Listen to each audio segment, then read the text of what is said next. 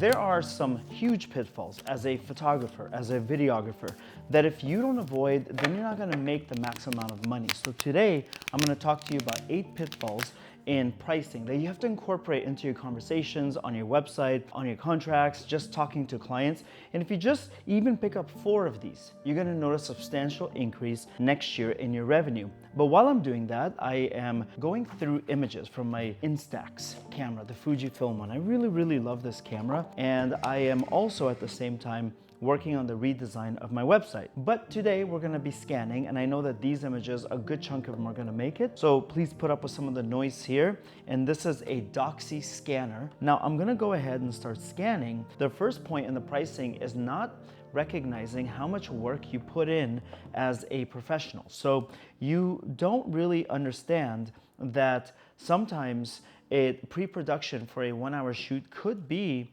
5 to 6 hours. It really could be. That includes all of the phone calls. That includes packing your gear, unpacking your gear.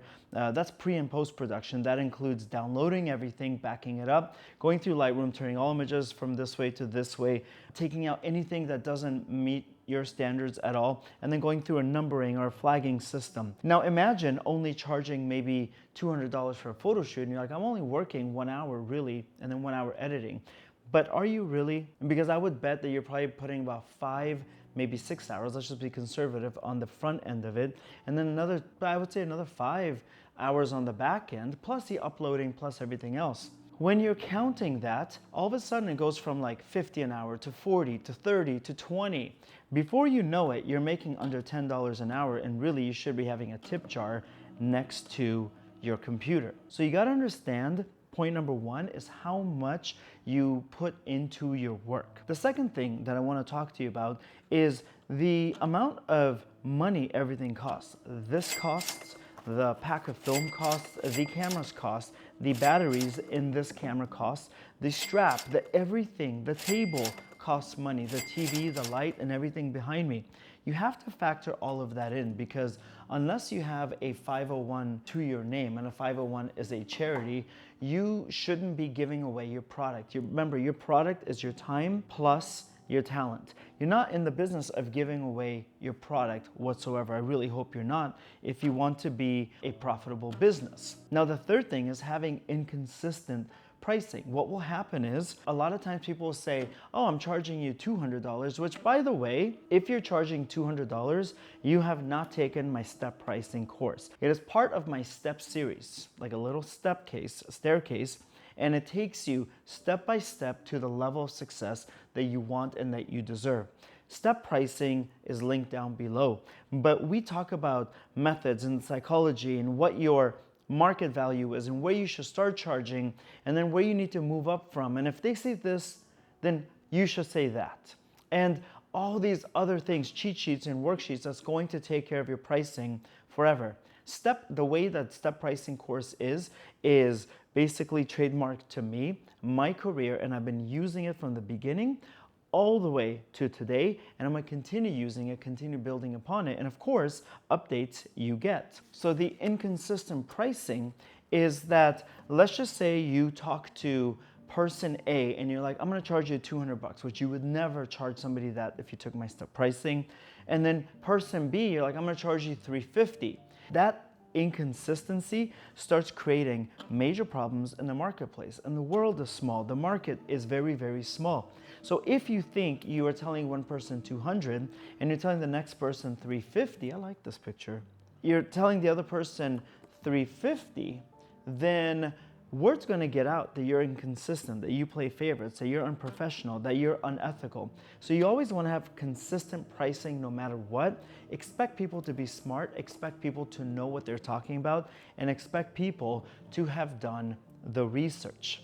The fourth thing I want to talk to you about is making sure that you consider your experience. So one person taking a Instax type of photograph might charge $5,000 for the shoot. The next person might charge you $500 for the shoot. What's the difference? It's the same camera, it's the same film, but it's a level of experience that you're going to be charging for.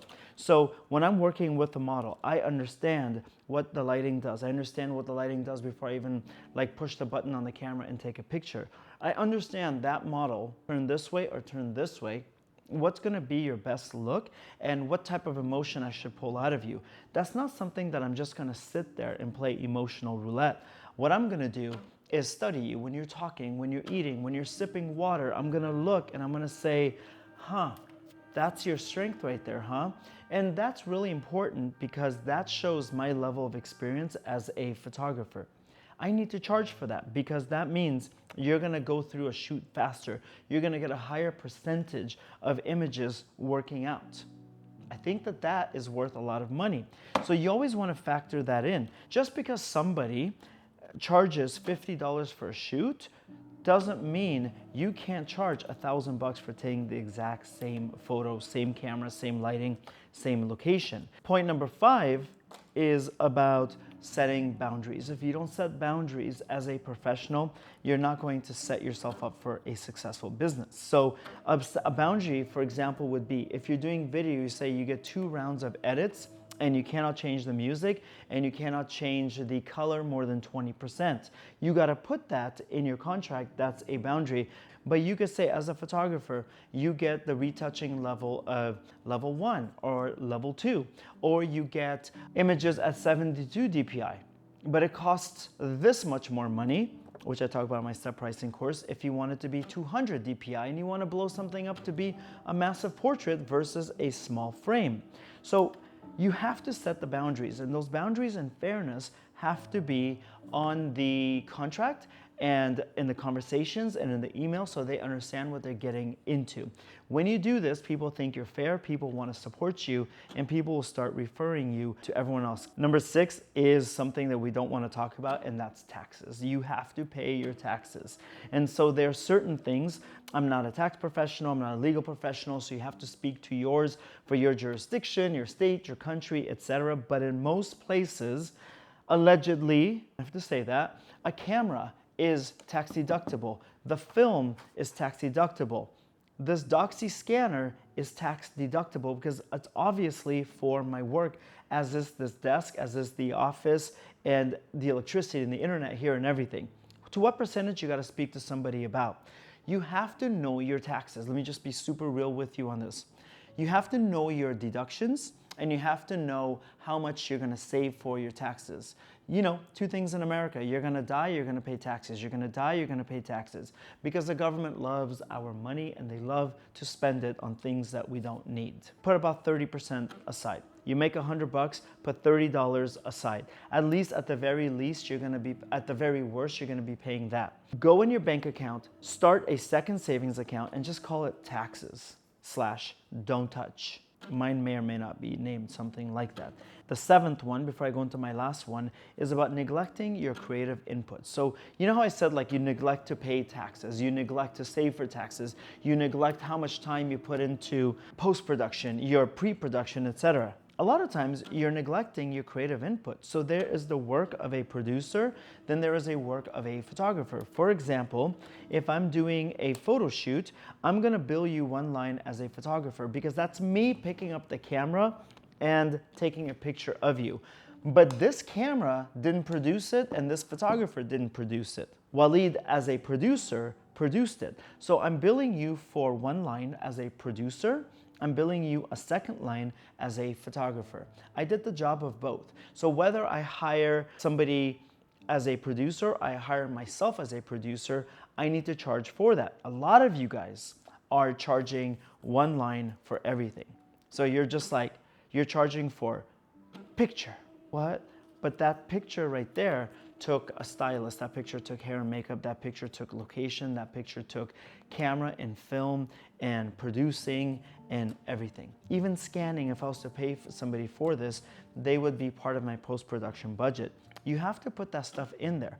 And clients expect to pay for that. They also expect to pay as a little 7.5 production fee. A production fee pays for this light that is here, and it pays for the electricity of my Doxie, and it pays for the internet of my phone where my notes are at right now, And that is a production fee. You could charge up like 20%. Some people are very brave and they charge 25%. So I do 20. That's a lot of money. If you were to charge $1,000 for a photo shoot, let's just say I would never charge $1,000 for a photo shoot, but let's just say I charge $1,000 for a photo shoot. I charge 500 for producing. I charge an additional 500 for miscellaneous, like production assistant and meals, etc. Okay, so I'm at $2,000. Now I'm going to charge you 20% on top of that, and this is a 7.5. I'm going to charge you 20% on top of that to cover the production fee. That is $400. My total that I'm billing the client is $2,400. You think people aren't going to pay that? You haven't seen a professional invoice. Every single professional invoice, the right ones, charge a production fee. Makeup artists, hairstylists, those people do a wardrobe kit fee. So these are, Ticketmaster is the biggest culprit of all of these things. Ticketmaster does a convenience fee. It ain't convenient, Ticketmaster, but that's what they charge. The final one, point number 8, is seasonality. I live in Southern California. I have one season, but there are places that you can only work 2 seasons out of the year. So you have to charge more for that photo shoot. Not because, so attitude calibration, not because you're saying, I don't get to work half the year, so you have to pay the additional fee as a punishment. It's not that type of energy. It is the, look at the silhouettes.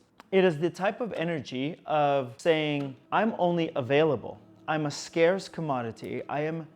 There's scarcity in here. And the demand of the market is a lot. I'm only available half of the year because of the weather. Demand is a lot. The supply is only half of the year, so you're gonna start adjusting. Cars do this, cameras do this. I mean, anything on the market does this. It's pure capitalism. And you don't have to be cruel about it, you just have to be smart about it, and you have to think of your business. And in a business, it shouldn't just be you winning, both sides should be winning. You want to be fair about things. I still have more. I've got this box, this type, but I wanted to talk to you about pricing. I wanted to help you out. If you're interested in really truly going full-time as a photographer and as a videographer, this course is going to do amazing things for you also, because pricing is the same, psychology is the same, people are the same, then that is linked right down below. I really hope I get to see you again. I'd love to see you follow, subscribe, hit the little bell, and if you got any questions, you got any comments, I welcome those. They're in the comments, and that's all. I'm going to keep scanning. Okay? Thank you so much.